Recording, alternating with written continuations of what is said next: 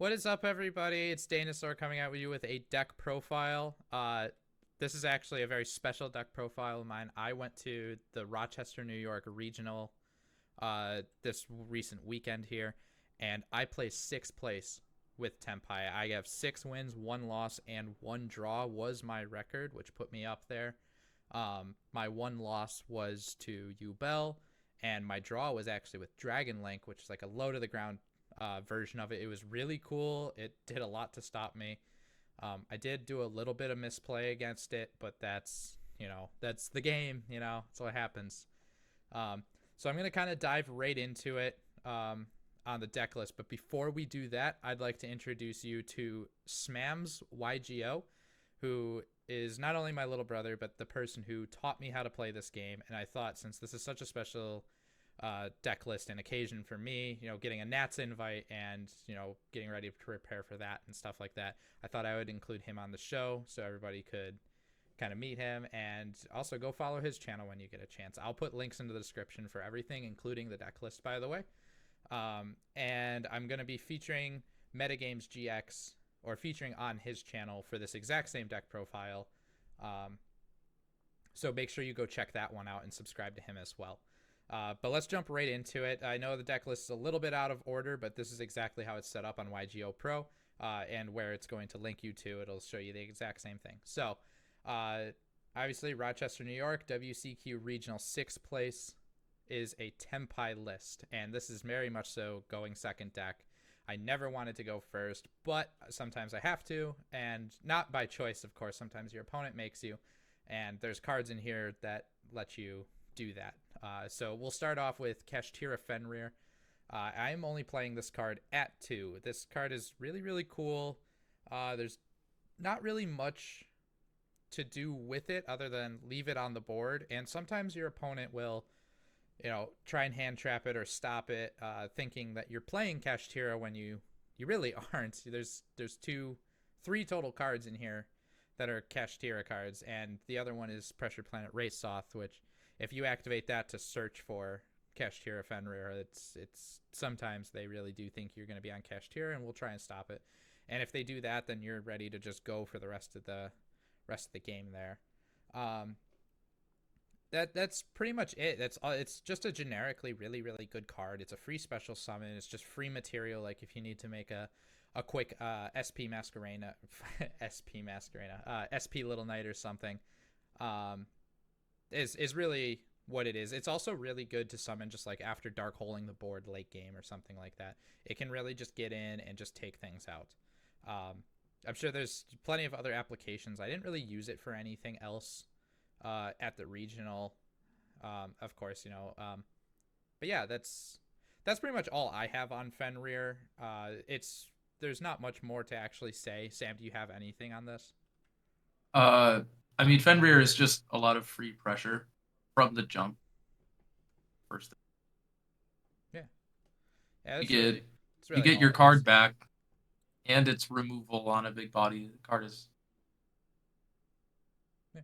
Oh, it's discard fodder too. If you use it to search the other one, you can yeah. discard the Fenrir for Sangan summoning and not have to worry about going negative on that. So, card's super Yep. interesting. And we're gonna move right on to the next one, which is going to be Bestial Magnamut. Um, and this card should be in every single Tenpai player's list, especially with Fiend Chained and Fiendsmith Unchained and Ubel, just being where they are in the meta right now. And Fiendsmith makes love with every single deck. Bestial Magnamut's almost always live. It's also really, really good if you open Dimension Shifter, because you are guaranteed to have that Dark Monster in the graveyard as well. And it's going to search you exactly the dragon that you need in order to continue through the game. And being a level 4 is really good. It is a non-tuner dragon monster that is level 6, which means you can use Tenpai Dragon Chundra as a quick effect to go directly into Transcendent or Trident Dragion. That's literally it. Like, Bestial Magnamut is an amazing open. I've won 2 games in a row against a Runic player. I opened the exact same hand twice. I was about to call a judge of myself, honestly. But rarities ended up being different. I was like, whoa, this is crazy. And that hand was Dimension Shifter, Bestial Magnamut, Mulcharmy Perulia, Change of Heart, and Sangan Kaiman, and opening that hand 2 times in a row against. Oh, it actually wasn't the Runic player. It was a Modalche player I opened that against. They didn't stand a chance. It was just game over. And that first game, I used that Change of Heart to. All they could end on was a Baguska, which, if you're not able to deal with Baguska, can actually really screw you over in Tenpai. Until you're able to go into the Link package. So, hopefully they have a fire monster in their graveyard so you can climb up, or you have a way to summon 3 dudes. But yeah, I just used Change of Heart on Baguska and took control of it in game 1 and switched it to attack mode. And it was just like Sangan summoning at home. They couldn't do anything. It was just instant game. And then the next game, I activated the exact same thing, Shifter, Chain Mulcharmy, and they just passed with nothing and tried to hand trap me out and just couldn't. It was just, that's it. They just didn't get anywhere with it. So, Bestial Magnamut, I mean, it's crazy. It's just so good. And if they have a monster on board, you just turn 0 up Hydra and just either set your field spell or grab Kaiman, whichever one that you need. Usually you want to put Kaiman in your hand, especially if it's turn 0 and you're going second. Putting Kaiman in your hand is fine. But that's the nice thing about Pyzer with the field spell is you're able to play around Droll just in case. So, anything on Magnamut, Sam? Well, I mean, the Bestials are just the best dragon support that we've seen, generically speaking, a very, very long time. Specifically Magnamut just being any dragon. Who allowed that? And like you said, it being level 6 for the synchro, it already searched a dragon, but then it functions that way as well, on top of being a hand traplet. This card is broken. It absolutely deserves its place on the limited list. It really does. To be honest, should it stay in the game? Yeah, I think it actually should. No. I don't think it's actually, it's not super toxic, but it's so good. It definitely deserves. That's because it's out.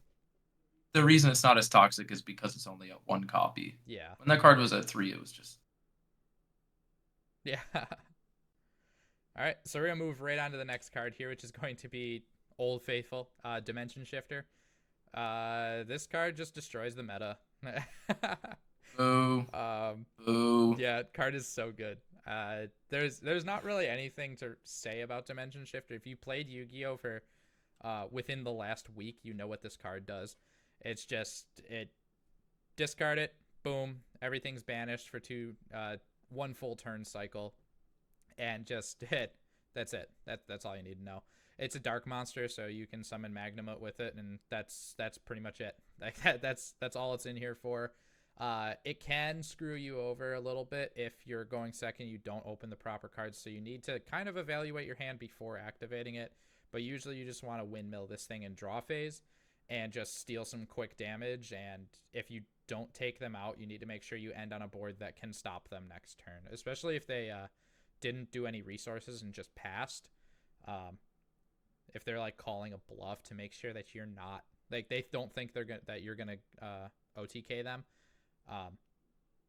Then you can get really kind of screwed up there. But usually it's just an OTK under Shifter. It's super easy to just make a couple dragons and win. The amount of times I've had to use Trident and only pop 1 card on my field just to have 2 attacks at 3k in order to win the game was more often than popping 2 over the weekend.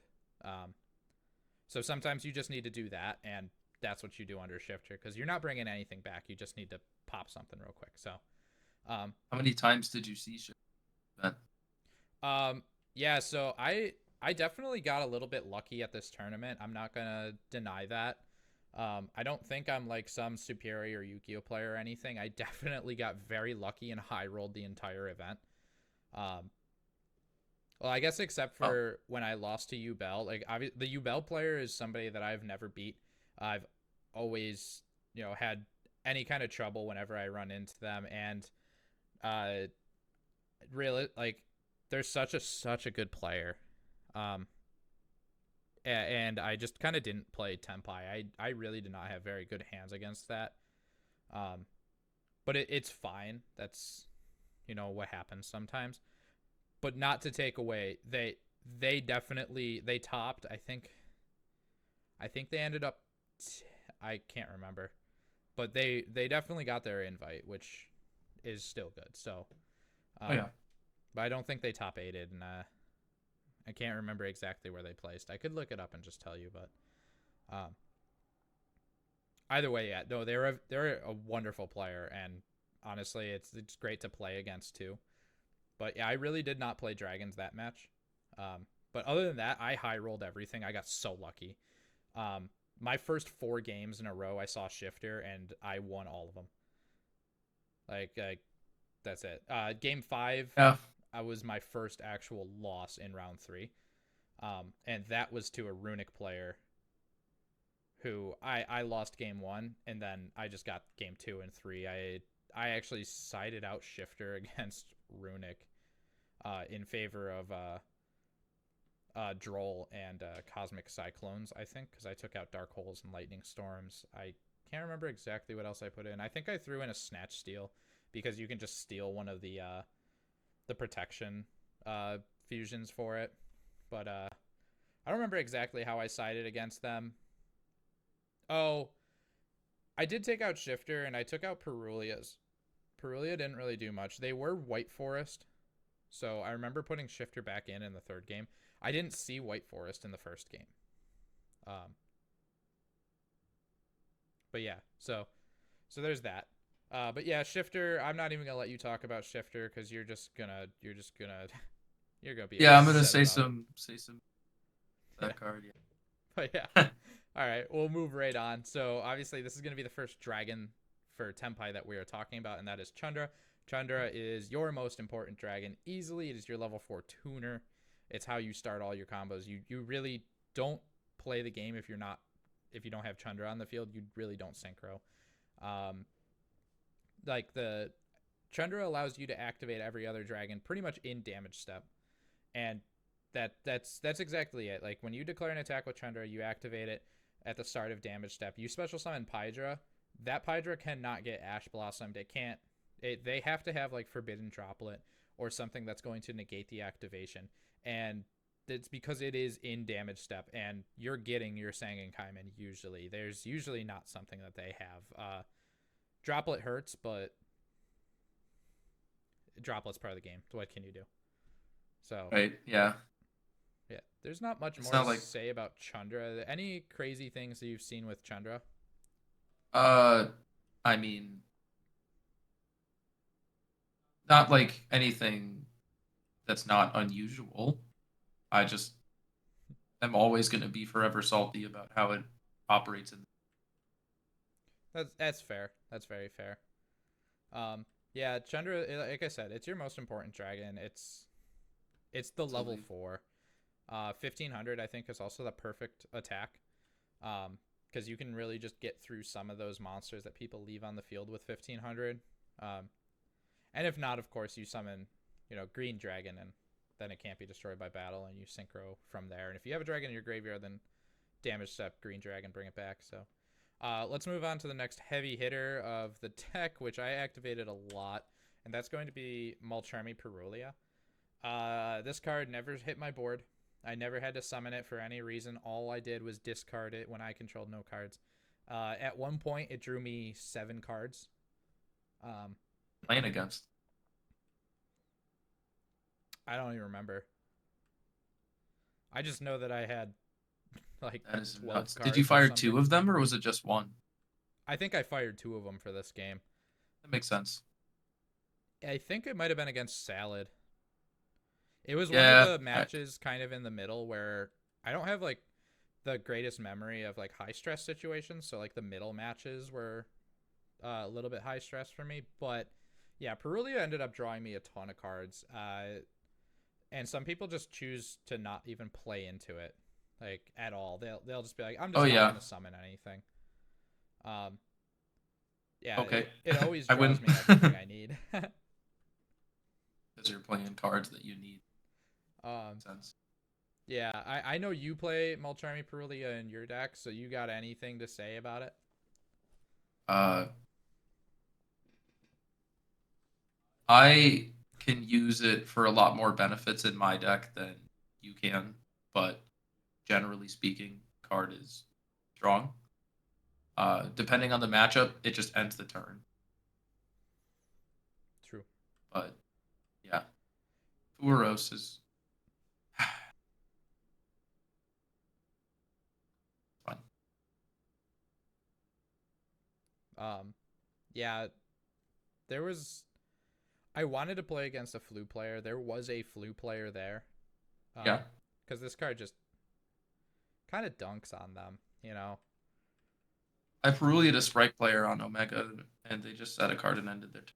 Yeah, Sprite doesn't play well into Perulia. They kind of Right. just they have to summon from hand so many times. Yeah, that's yeah. Perulia is just too good.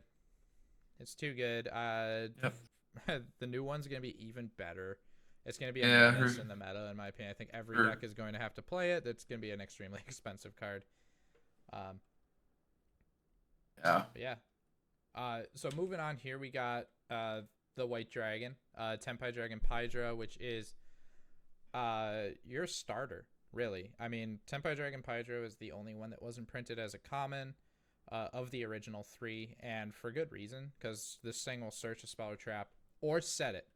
So you can play around Droll, and having 1700 attack is actually super nice for when you need to just kind of like take out the little guys on their board, or just even attack into like anything really. But you're not taking any battle damage as long as you have Pydra on the field, which is the best part of Pydra because it allows you to get a whole bunch of attacks in for your Sagan Pie Dragons. And then it's just they can just come back after you use them, and it's yeah, dragons get used so many times in this deck. They are not like one trick ponies or anything. And I mean, uh, Bident Dragon is specifically Chandra and Pydra fused into one, and then Transcendent includes Fadra in there, and that's kind of how it usually shakes out. You usually want to use Pydra and Chandra to go into stuff. That's not always the case, of course, because you got dragons like Genroku, and sometimes you just need to normal summon Fadra, no effect, and then special Chandra from hand. And go into stuff. So, you know, it's not like you're restricted in that way, but it does usually end up being Pydra Chandra that you will synchro with. So, and just while we're here, we're going to just move on to Tenpai Dragon Fadra. This is the Monster Reborn Dragon, and it's at 1 for a reason because there's no way to like special summon it aside from the other things that you can do to special summon stuff. So you don't want to open it. I open it like a champ. It's in every opening hand for some reason. I have to. I just can't stop drawing this card in my opening hands. Thankfully, I didn't really see it that much yesterday in opening hands, but when I did, my games definitely felt a little bit weaker. Especially going first, if you have this card in your hand and you have a Chandra, and then you have to use this card and put it in your graveyard before getting its effect off or before actually having a way to revive it and then use its effect to revive, it can be really, really brutal. So that's why I play it at 1. I did consider playing it at 2 because it does come up sometimes. Like I just said, like if you have to put it in your graveyard and you need to bring it, can't bring it back somehow.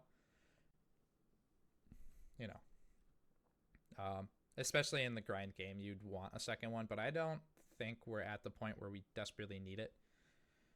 And Yeah, I can't really imagine a reality where Tenpai gets into much of a grind game yeah, and I their mean, odds of winning are the same. in reality, the deck kind of does grind when you really think about it. It's just it's so powerful a couple times, and it has like a half life every turn almost. Like the first turn is going to be like super powerful, and the next turn is going to be like 80%, and then you're going to go down to like 70%, and then you're probably dropping off to like 10% at that. Like you're top decking a Yeah, Changer's it's Heart into a no board, you know, like kind of thing. So yeah, it doesn't grind like Salad does, or like I it's mean it's Rescue yeah, Beast it's can not grind really a forever. it's not really a resource based deck because resources don't matter when you're putting 8k down. Yeah, exactly. Like if you don't take them out the first time, they're gonna come back super strong. But if you're able to survive like three huge waves of stuff, you're probably just winning that game. Um, and that's why you really only want to play the Fodder at one, I think, because if you see this too much, you're gonna end up into that situation where your boards aren't as strong as they should be. You won't be able to get into Trident. You won't be able to go into your link package because and things like that. So the next card we're going to talk about here is super self-explanatory. This is Ash Blossom and Joyous Springs. Every deck should be playing this. I don't really even need to talk about this card. Just you just have to use it. The worst part about this card actually is that it's a fire monster, and fire is very popular right now, and people will take it out of your graveyard with Hita and special summon it. So it is a little bit better in this build with your maining Dimension Shifter because that Ash will not be in your graveyard. They won't have that option to link climb by using your stuff. But yeah, there's no reason not to play Ash Blossom at 3 in my opinion, but especially because it is really funny to hit a Requiem with an Ash. Like let them go through the whole ordeal, and then yeah, they have 3 monsters in their graveyard. So if they're able to make a sequence, then cool. But you can't Ash sequence, so don't bother ashing Tract. Like let them put the stuff in their graveyard. I think, because Tract just you never know. Well, But they can still go into Necroquip if you Ash Tract, or if you yeah, Ash Requiem. they can. You're right. But usually they're not going into they're usually not going into Desiree there. You can No, they're. heal. Wait, what? I was gonna say, if anything, they'd probably be going into sequence to make Area Leader for you Bell plays. Yeah, that is true. It might not be the absolute best spot to ash them, but that's usually where I was trying to hit them, and it ended up working most of the time. Though, almost every time that I ashed Requiem, I won that game. Which, like I said, it could just be pure luck. I also would. I think every time I did that too, I just had an imperm in hand also, so I was able to just imperm whatever they did. Yeah, that checks the sequence. Yeah, Right, yeah. absolutely. All right, so next card is going to be the fourth dragon. This is Tenpai Dragon Genroku, and it's a lifesaver. It Terrible really card is. When design. this card came out, I realized just how powerful this deck can actually be. There's so much that you can do with this deck that just makes it wiggly. Like, Genroku being the wiggliest of all, in my opinion. Like, it doesn't quite play around Droll, which hurts, but you play around Droll in other ways so that when the time is right, you add Genroku if you need it. And then it special summons. So like something that you can do with Sangin Kaiman is just choose during battle phase even is choose not to special summon from hand and then natively summon Genroku with its effect so that it'll be a level 4 tuner, and then you can use the dragon that's left on your field to go into your synchro plays when your opponent thinks it's checkmate.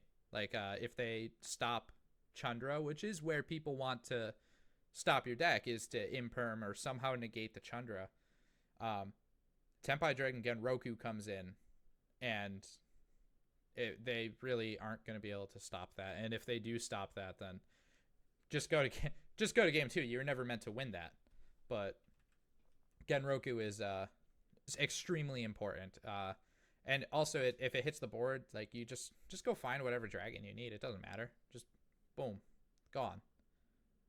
And now even normal summon Genroku, and then on turn 1, like if they make you go first, so turn 1 you normal summon Genroku, get rid of use its effect, go find Fadra, bring Genroku back, and then make Heretic Spheres with that, or Heavenly Spheres.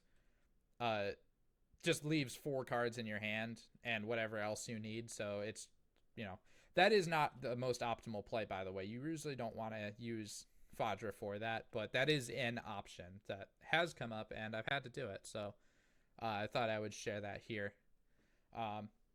You got anything on Genroku? It's bad card design. Hate it. You don't like effects that Yeah, poplar kind of effects. Yeah, that's just what it is. It's all bad. So we touched on this just a little bit earlier. Pressured Planet Rates Off. That's it's honestly really good. Like you just, if you draw it, boom, add your Kashtira, summon Fenrir, search Fenrir. Hopefully you have a way to go into Sangan summoning. If not, oh well. Your monsters are probably getting a 200 attack bonus for everything there. That's like the worst. The worst rate Soth will do for you. The best it'll do for you is be set to your opponent's field with set rotation, which is essentially just like you're playing 3 copies of Sangan summoning still if you're playing set rotation and terraforming, which we are in this deck. But yeah, Rates Off, there's not too much to talk about. It really is just going to give you the attack bonus. And we're just going to move right on to the heaviest hitter of the deck, which is Sangan summoning. During your main phase, obviously, your dragons are just unaffected by your opponent's activated effects. It is so brutal. Like, everything on your board is pretty much untouchable by an activated effect. So, I mean, lingering effects, skill drain gets through this. I got skill drained. I lost that match, or that game when skill drain was flipped up. That one hurt. And there was another skill drain flip that was part of my draw match actually. So, but yeah, and then you can also just add a Tenpai Dragon from deck to hand and then discard something. So it's super crazy to just like go find Genroku, discard something that you don't need, or anything. Like a lot of the times if you open like say terraforming and Sangan summoning, you just want to discard the terraforming for Sangan summoning. You don't even want to bother searching well, I guess you would bother searching Ratesoth there because Ratesoth's going to get you that discard fodder plus the Kashtira on board. So that's probably where you really want to go with that. But you usually have something to discard because Genroku is just way more powerful than something in your hand, almost guaranteed. And worst, even like if you don't want Genroku, you can search like Chandra to just add to hand, just special summon it. Genroku can get ashed if you do this. So like if you activate Genroku, that's super interactable because it is not on your field. So it's not protected by Sangan summoning. So sometimes you just want to get the dragon. Or if you have like a Chandra in hand, you just go find your normal summon rather than Genroku. Sometimes just because you need summoning to protect the monster that you're searching, which is usually Pydra to search you Sangan Kaiman. So yeah, summoning, I already know what you're going to say is bad card design. It absolutely deserves its spot on on the limited list. It probably should have never been printed, but it's the field spell for sure. It's part of the game. Yep. A card that should never have never come back off the ban list, but and that's Change of Heart, which I already talked about it earlier when I Change of Hearted a Baguska. Yeah, this card came up a couple times. Obviously you have to open it. Main board is hilarious, I think. I'm running a lot of one-ofs in this deck, so opening the one-ofs is not necessarily the luck part that I'm talking about. I really did get very good hands. I never really saw any bricks. And with how many one-ofs I'm actually running in the deck, I'm going to see them. And I'm going to see like one a match almost guaranteed. So be that Change of Heart or Pot of Prosperity or Set Rotation or Called By or Duster or Terraforming or even just the 2 field spells or Fadra. Like I'm going to see something almost every match. So it's not like, oh, you drew the one of because, well, of course I did. There's 10 one-ofs. 10 one-ofs, It's the same thing I was doing with my Phantom Knights list back in the day. I just ran like 10 or 11 cards on the limited. Yeah. So really good feeling. Yeah, I mean, draw like it's not always the same one of course, unless you're a Madolche player, then I open Change of Heart twice and Magnamut twice against you, but that's that's whatever. If you're the person who I'm talking about who is playing Madolche, if you're watching this, first of all, thank you for watching, and oh my gosh, I'm so sorry that had to happen, but yeah, you were really cool about it and everything. You were just like really cool in general, so I'm glad that I was able to meet you there. But yeah, Change of Heart has come up a lot. It's pretty funny to just grab like a Phantom of Yubel it's just extra super funny to grab Phantom of Bell. Cause Yeah, change of heart is like, I don't know if it deserves to be banned. I think it's fine. That doesn't mean the effect is like worse because the card's still really insane. yeah, the card's too good. So Yeah, like the fact that you can attack with the monster you steal up in it. yeah. We're gonna talk about Dark Hole here. We don't need to talk about Dark Hole. It's destroy all monsters in the field. Should I have been playing Regeki? Yeah. I don't own any. So I played Dark Hole instead. And it just worked so well. And specifically because I was running Nibiru in the sideboard, where there was a point where I was only holding a second Fenrir in my hand, and I had nibbed my opponent on the previous turn, and I top decked Dark Hole, and they were at 2,400 life, or maybe they're 4,800 life at this point, or something like that. And I just had to Dark Hole the board and then special Fenrir and attack for 24 and hope for the best. So, What you gotta do sometimes. yeah, Dark Hole came up to the point where Regeki would have ruined me. So, Yeah. Now a lot of people are saying that Dark Hole is better than Regeki these days, and I agree with them. I do necessarily think, I don't think it's necessarily better. Have you been it has hit by different Nightmare Corruptor applications. Ibli? Sorry, what? Have you been hit by Nightmare Corruptor Ibli? Oh, yeah, no. I Yeah, absolutely have. those kind of scenarios are where Dark Hole is better Yeah. because it Dark clears your Hole, field of locks. Dark Hole is definitely a very good card. I think it's a dealer's choice thing, though, whether you want Regeki or not, because Regeki will help you more in the long term, or if you need to summon something on your field, like say for example the turn 0 Magnum play where you get a Pydra on board and you don't want to kill your Pydra, then Regeki would come in handy there. But Dark Hole is probably where I want to stay. There's not much to talk about with Dark Hole. There's not much to talk about Harpy's Feather Duster either. If you've played Yu-Gi-Oh for more than 25 minutes, you've been hit by this card and you've been upset about it, and that's that's pretty much what it is. You know, destroy all your opponent's spell and traps. If they set even one, if you even destroy one, you got the value off of this card. So it's just such a good card. It really hurts your deck, Sam. Definitely. Well, I mean, I have a negate for it, but that doesn't mean I want to use it on this. True. Which is kind of why it does hurt, because it frees up your other points of interaction. But I don't know. Feather Duster is just one of those cards that I feel just should have stayed banned. Yeah, and it's not because I play like a back row deck or anything. Yeah. And for point of reference here, everybody, Sam does play Marincess. That's the deck that he's been playing forever. He knows it inside and out. He's one of the best Marincess players I've ever seen.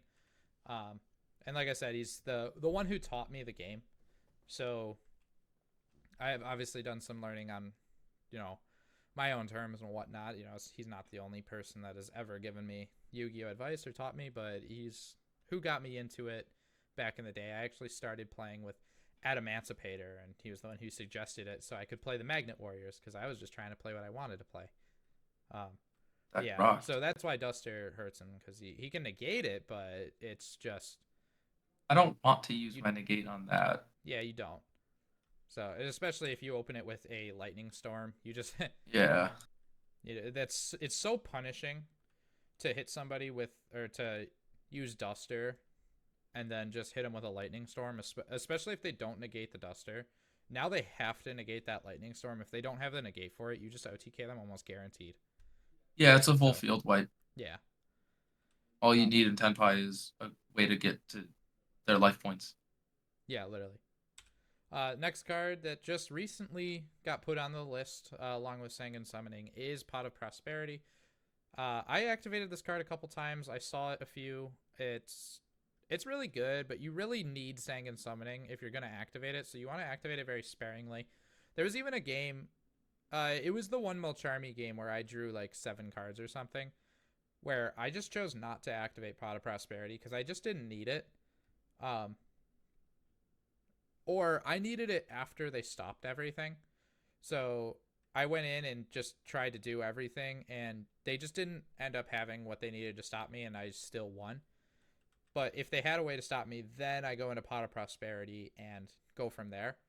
But yeah, I didn't have Sanguine Summoning that game, so Pot of Prosperity was kind of, that one would hurt a little bit, especially if if they have a tower monster, and you need Trident in order to get over that tower because they put it to 6,000. Maybe you activate Pot of Prosperity then because you have to go find your field spell. But if you can get to their life points, you don't need to activate this card until you need to find something. So keep that in mind. I wouldn't say discard it off of Sanguine Summoning. Usually, if you have Sanguine Summoning, you won't need Pot of Prosperity, but there's just always a chance that they stop you and you find Genroku in there, and then all of a sudden you're going again. So, yeah, this is definitely a card that I don't know if putting Pot of Prosperity to 1 is the right call. It is. That card needed to go to 1 for years.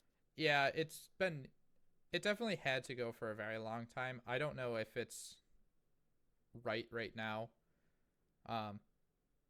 I think leaving it at 1 is just ruining some deck building because you still want to play it, especially if you can. I think it could probably just go to 0 at this point because the card is really, really overtuned. So, yep, yeah, definitely could. Yeah, it's another one of those 3 or 0 designs that's unfortunately at 1. Yeah. Just like the next couple cards you're going to show.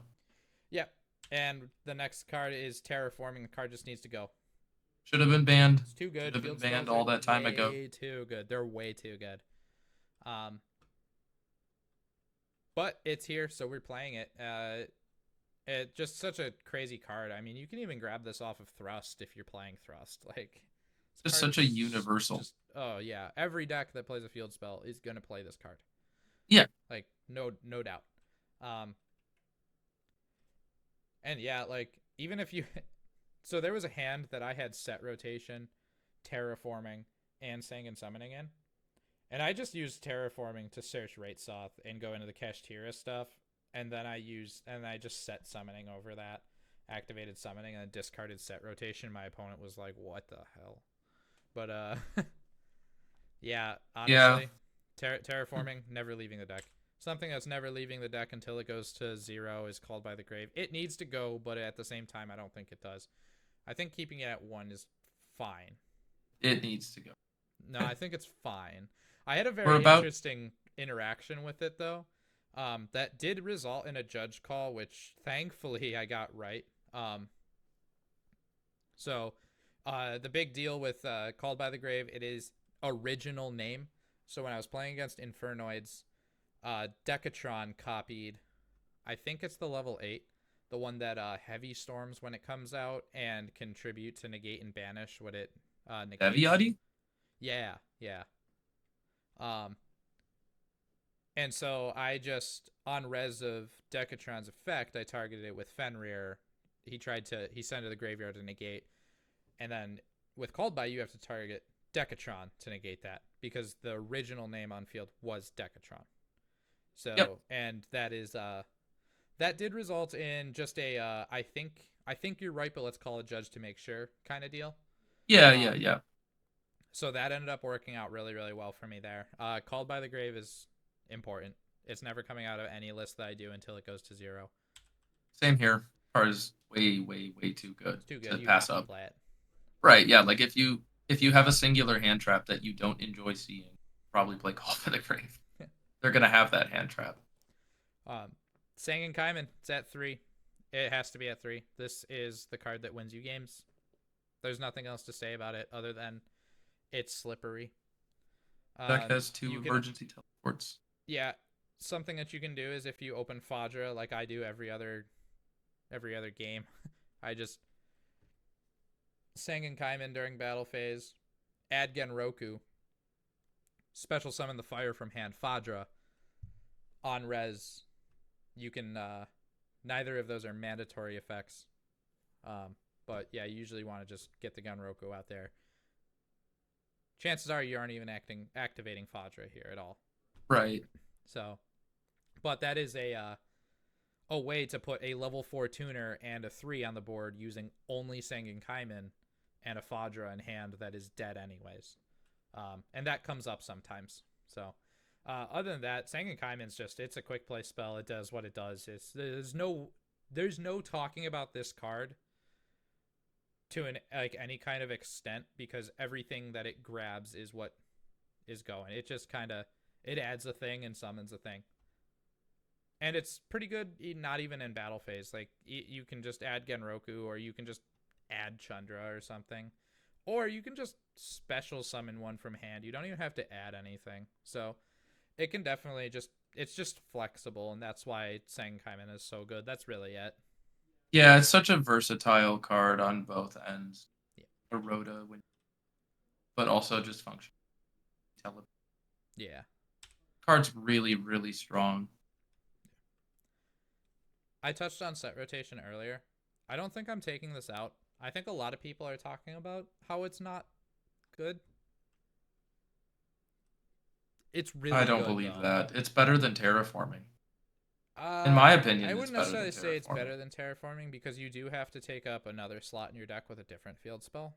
But can't Ash or Droll this, and it's also disruption for their field. That is if true. They have one. It did take out a Runic Fountain. They yeah. made me go first.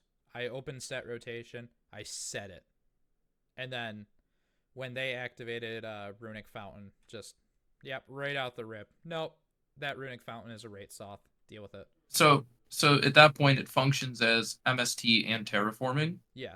MST is a classic card that still sees some play. Terraforming is egregious. I'll just say that. Yeah, I mean, it is really good. I don't think I'm going to cut it out of my deck. There is a universe where I wasn't playing it. But it did come up. It came up a couple times, so... Yeah, if I was playing Tenpai, I'd be playing set rotation all day. Yeah, some of the lesser, the not-so-heavy hitters is, I think Nightmare Throne is the field spell. Yeah, Pain is the back. That one's really... Yeah, that Throne is really good to get off the board. It's good to get off the board, but it's not doing as much as say Runic or with your field spell Battle Ocean. Right. Your field spell is why your board is powerful and you have protection on it even, and this is the only way to not to completely out that. So it's either that or Cosmic. Yeah, this card is really good. And then we're just gonna go to Imperm. Imperm it's Imperm. You're either playing it or you aren't at this point, and if you're playing it, you're playing it at 3. I don't think there's any reason to play it at 2, and it's really good going first, actually, too. Especially against a deck that sets a lot of back row, because that means your Imperm's probably going to get something, and it can really punish somebody for not paying attention to the board. And that's kind of why I continue to play it, but there's not much to say about the card, so it's a negate. Keep this between you and I, but I definitely activated a card in an Imperm column at a YC. Oh, yeah. No, just keep that between you and I, though. I specifically play into the Imperm on purpose at this point. I'm convinced. So, but yeah. So we're going to move on to the extra deck here now, which is not too much different from anything that anybody else is doing. I have one Transcendent Dragon. Card's awesome. Sometimes you have to go into this in the main phase, and hopefully you're holding a Sangan Kaiman so you can go full combo at, so they don't activate effects. Against Madolche, that's actually really good because they just can't make their stuff as if they don't expect you to go into this, all of a sudden they're not making their stuff indestructible. So it also turns off their floating. It does because they can't use their ticket, salon, and or tow effects in the battlefield. Yeah, exactly, and it puts everything in attack mode. So. Yeah, it just lets you out an entire board, and sometimes going into it in main phase is so exactly what you need. So, I'm just gonna read this really quick. No, that's an activated effect. The Glass of Flay, if they make it unaffected, that's one monster. The deck. Wait, in Madolche's case, the Madolche feature Glass of Flay. Oh, Glass. Or Are you? but that's What are you saying is the activated effect? The switch to attack? for yeah. The Glassiflay can make herself unaffected, but if they're leaving Glassiflay as an endboard piece, they didn't do their full combo. No, they didn't. But like, they wouldn't be able to. Oh, I guess yeah. If it's main phase, they will be able to activate stuff.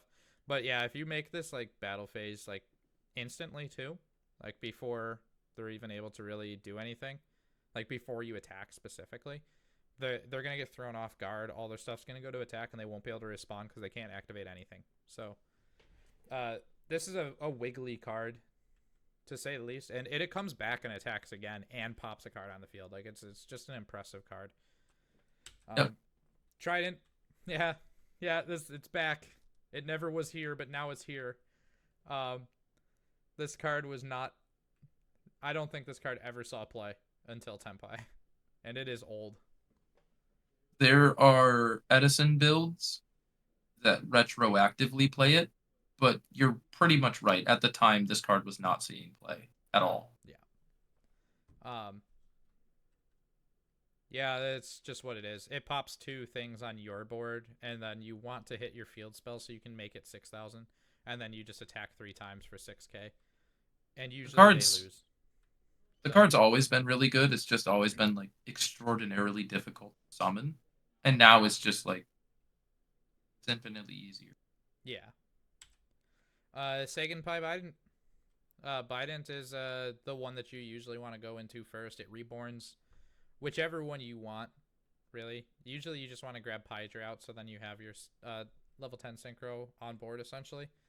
And then it comes back and pops a spell. If you want to. It can come back and not pop a spell, of course, which is super nice, but it's all one effect, so it's not like they can imperm it or something. It's just then you can. And it's like, okay, cool. Yeah, Bident Dragon is really powerful. There's not much to say about like the actual Tenpai main stuff. Like Samurai Destroyer didn't come up a single time, like at all. I didn't make Samurai Destroyer. In fact, I banished it on Pot of Prosperity like 3 times. I just never put it on the board. It didn't come up. But when it does come up, definitely glad it's here, because when it does come up, it's crazy. Yeah, so, yeah. Like against Ubel, it's just like against Ubel, it's really good. But unfortunately, my Ubel matchup that I did have, I didn't really even have a chance to make a Synchro monster. So, right.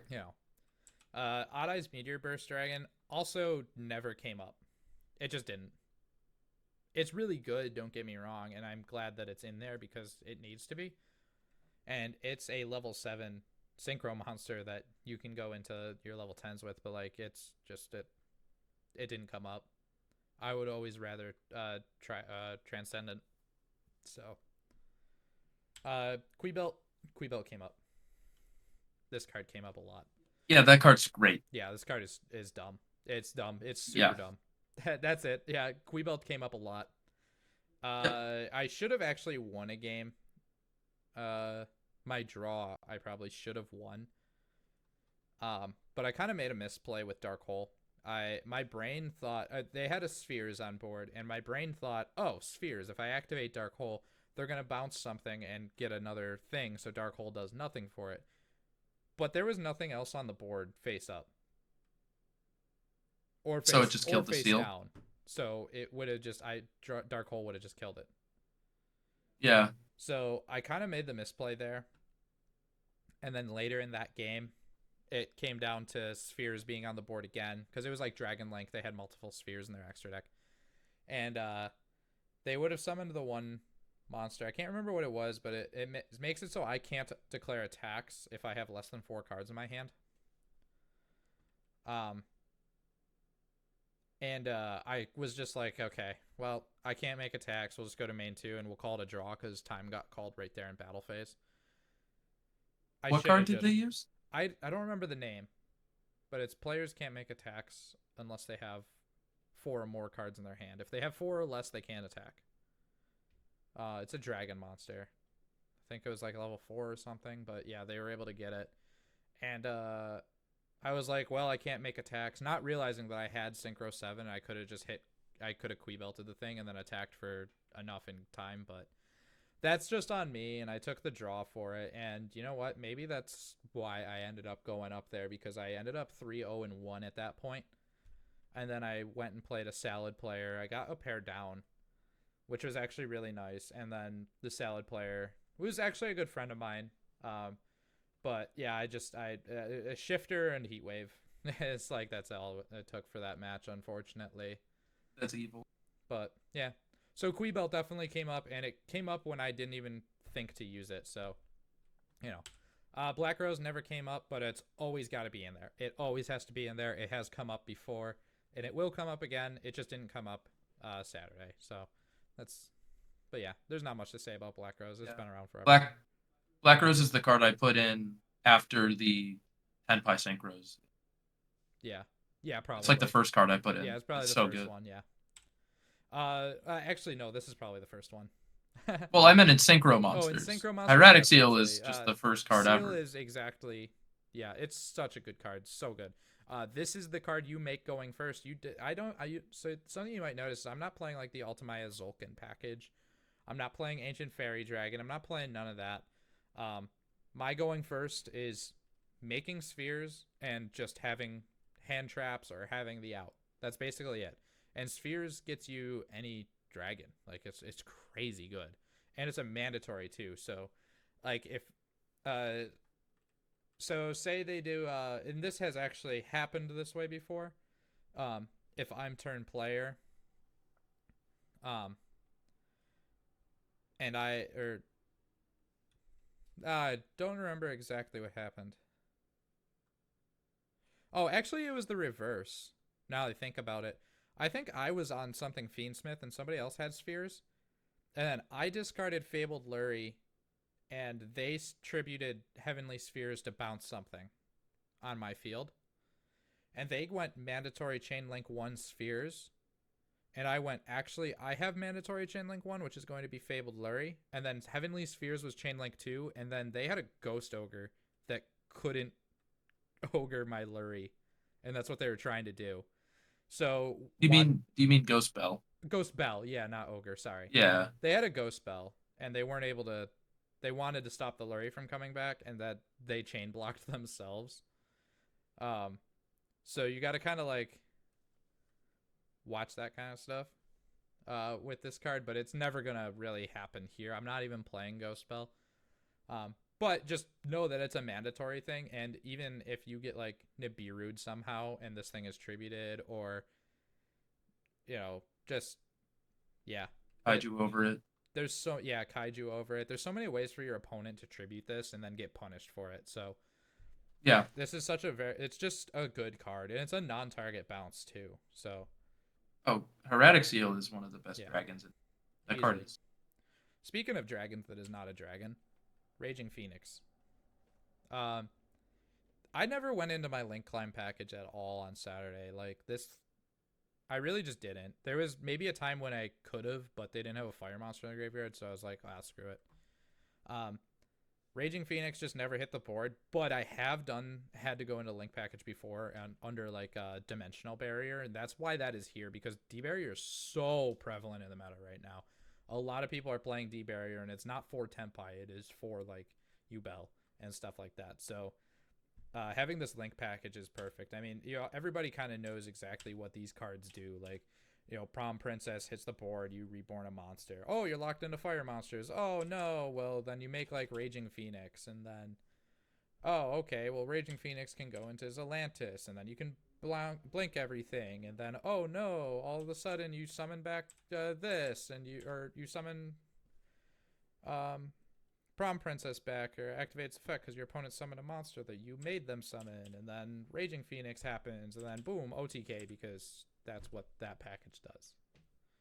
It's pretty self-explanatory, but if you don't know what it does, it's pretty easy to find that combo in like anywhere. But yeah, in reality, it's just if you have a single fire monster on your board, in addition to Zelantis, and your opponent has any monster on their board, it is an OTK. So, SP Little Knight is pretty hard to take out of any deck in my opinion, and I'm playing it with the Striker Dragon. A lot of people have been cutting this for like Doolittle Chimera and a second Transcendent, and I don't think that's wrong. I just don't own a Doolittle Chimera, so I never tried it. Never had a chance to actually try it, so we're going to be we were just playing this, and it did come up. I had to make SP to take out something. I wasn't able to attack directly, but it ended up not mattering. But yeah, Striker Dragon is what allows you to make SP super easily. So it's just going to stay in there for me. And we're just going to move right onto the sideboard. Oh, also, you're never using Striker Dragon's effect. It hits the board just to be a Link monster. So Yeah, it's just there for what it is. yeah, it's for SP specifically. Mhm. So then, yeah, moving on to the sideboard. Nibiru, very heavy hitter. That's pretty much it. I mean, summon 5 times, tribute their whole board, gone, poof. I touched on it a little bit earlier when we were talking about Dark Hole, where yeah, like Dark Hole is what it is, you know. But it allowed me to then special summon a Kashtira Fenrir from my hand because I had no monsters, which means I had no Nib. So, and that's another thing about Dark Hole.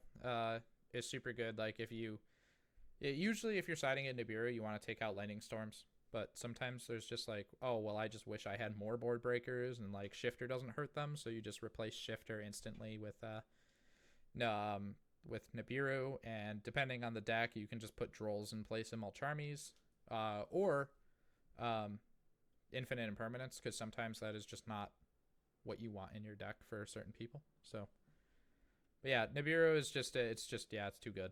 Too good for me to not play in my deck, so it's in the sideboard for very specific matchups. Yeah. Droll and Yeah, Lockbird it's Droll. I mean, it's kind of good right now. A lot of decks are trying to add stuff to the hand, and you can really punish Fiendsmith players with Droll right now. Cause it's just like, oh, you added Lurie, Chainlink 1 Lurie, Chainlink 2 Droll. Sorry. However, Dimension Shifter is a better card against them. So usually you don't want to have both of those in your deck at the same time because Droll and Lockbird does need to send from hand to graveyard. And if you're under Shifter, you can't do that. So usually Droll goes in every time Shifter comes out. And if that's what's you think is going to win this match, then obviously that's what you would do. But usually I'd want to keep Shifter in against like any deck playing Fiendsmith because it's just better.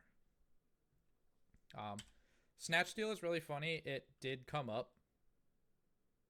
That's it. I took their monster.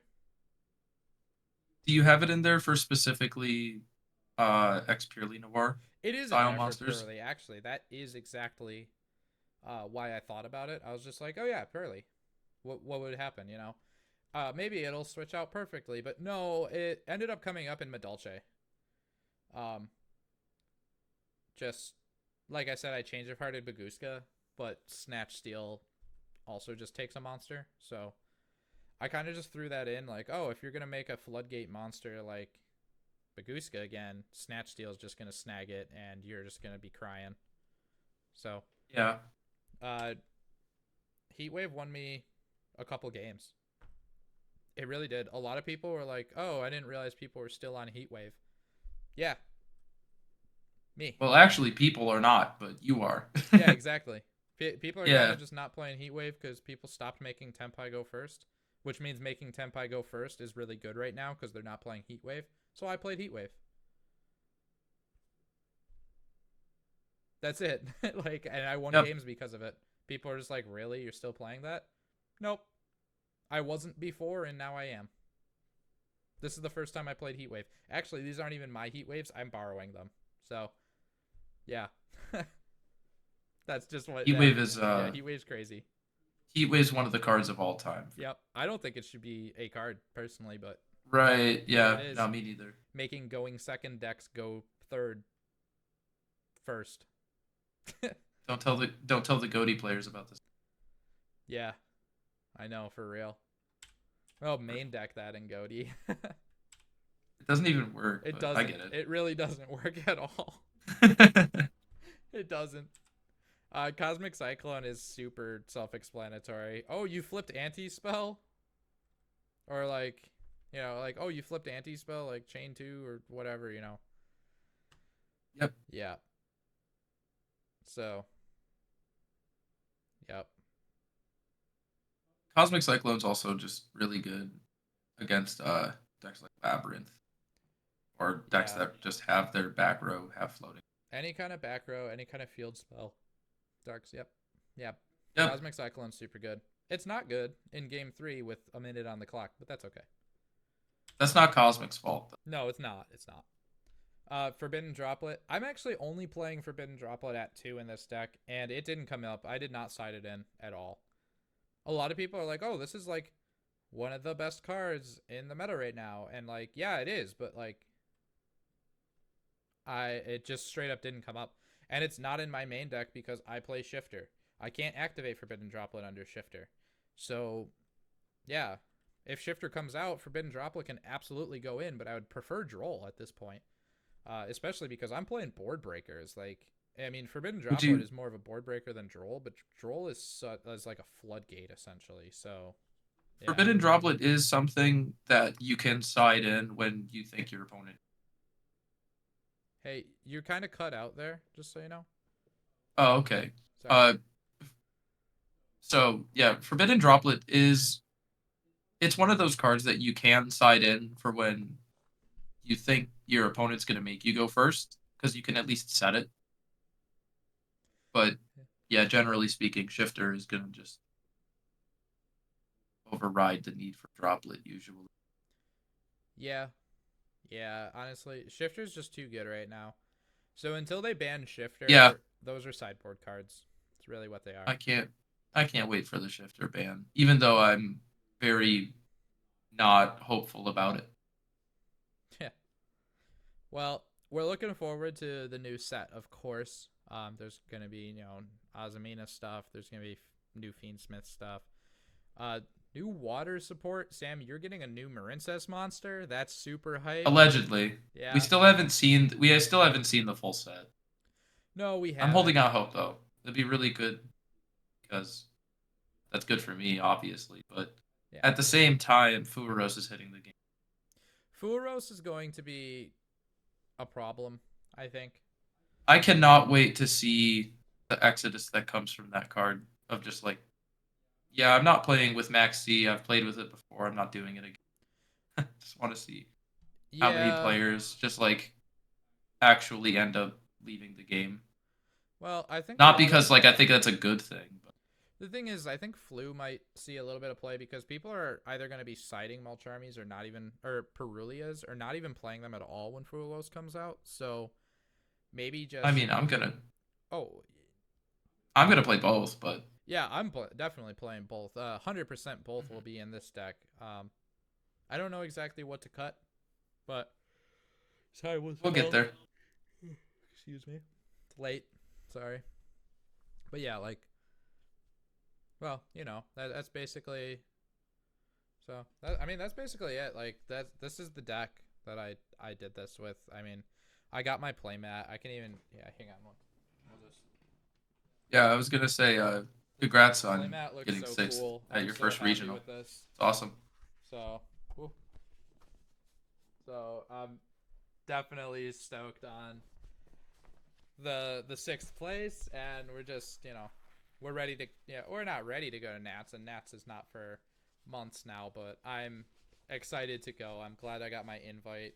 We got to get the entire group invites. I'm glad we're gonna shout out Adam Pruchnowski here, who's another Buffalo player with me who came in second, and Prophecy Wiz, who I might be doing a video with soon too, who I believe came in third place for this event. And they both walked away with deck boxes, and overall it was a really good experience. Sam, thank you for taking the time to join me for today. Everybody, don't forget to follow him. It's SmamsYGO. So we're gonna see you next time. I'll catch you later. Thanks for having me. Appreciate it.